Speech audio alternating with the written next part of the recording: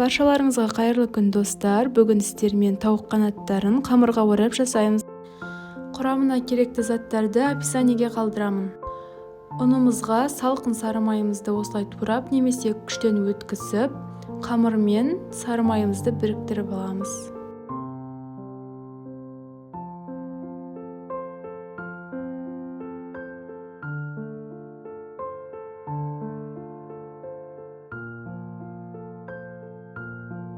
Дәміне қарай тұз, алма сірке суын және бір жұмыртқа қосамыз.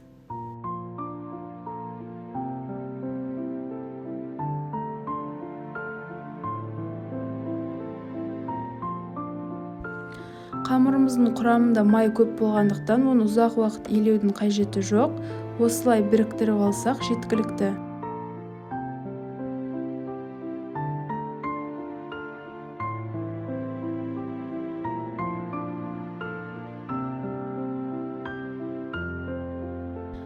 Тауық қанаттарына өз қалауларыңызша дәмдеуіштер қоссаңыздар болады. Мен қызыл бұрыш және қара бұрыш тұз қостым. Видеода көрсетілгендей барлығын бір-біріне жағып, кішкене 10-15 минутқа қалдырып қойсаңыздар жеткілікті.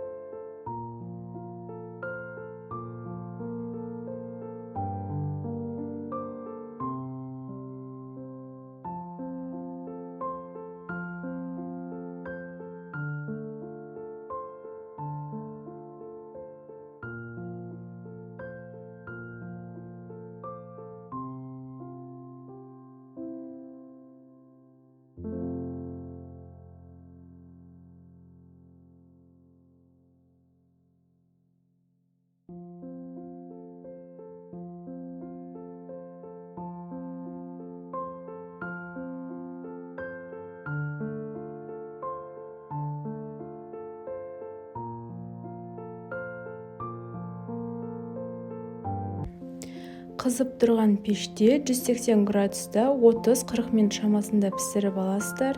Осылай өте нәзік, жұмсақ болып шығады. Міндетті түрде жасап көріңіздер. Сіздермен болған Айкерім ас болсын.